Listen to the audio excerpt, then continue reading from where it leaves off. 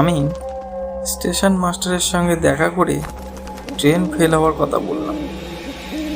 তিনি পরের স্টেশনে ফোন করে দিলেন যাতে তারা আমার বিছানা আর সুটকেসটা নামিয়ে রাখতে পারে। এর পরের ট্রেন 9:30।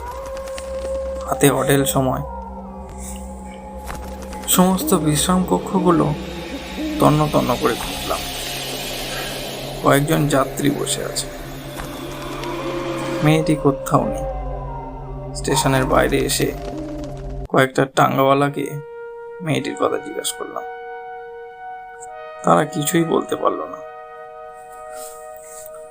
আশ্চর্য লাগলো, চোখের সামনে মেয়েটি কি করে নিশ্চিহ্ন হয়ে গেল। এই প্রচন্ড দিনের আলোয় কোথায় সে সরে যেতে পারে? আশ্চর্য হবার আমার আরো বাকি ছিল। রাত 7টা নাগাদ সারা স্টেশনে হইচই, সবাই খুব ব্যস্ত। গিয়ে খবর নিয়েই চমকে উঠলাম। দেরাদুন এক্সপ্রেসের সঙ্গে এক মালগাড়ির ভীষণ ধাক্কা লেগেছে। অনেক লোক আহত হয়েছে, মারা গেছে বেশ কয়েকজন। আপাতত সব গাড়ি বন্ধ। 2-1টা রিলিফ ট্রেন সাহায্য নিয়ে ছোটাছুটি করছে। স্টেশন মাস্টারের কামরায় খুব ভিড়। অনেকেই আত্মীয় স্বজনের খবর নেওয়ার জন্য ব্যাকুল।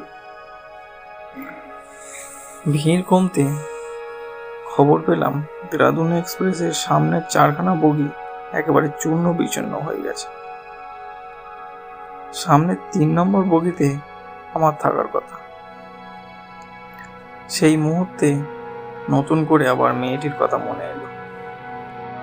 মেয়েটি যদি হাতছানি দিয়ে আমাকে ডেকে না নিয়ে যেত তাহলে আমার কি অবস্থা হতো ভেবেই একটু শিউরে উঠলাম। সেই রাতেই 2টো টেলিগ্রাম করলাম, একটা কলকাতার বাড়িতে আর একটা লখনৌতে পিসির কাছে। লিখে দিলাম যে ভাগ্যক্রমে দুর্ঘটনার হাত থেকে আমি বেঁচে গেছি। পথে এক স্টেশনে আমি নেমে পড়েছিলাম। লাইন ঠিক হতে দিন 2 লাগলো। আবার একদিন লখনৌতে রওনা হলাম পিসিকে খবর দিয়ে। সারা রাত সেই মেয়েটির কথা ভাবলাম। বিধাতার আশীর্বাদের মতন মেয়েটি যেন আমার প্রাণ রক্ষা করতেই এসেছিল।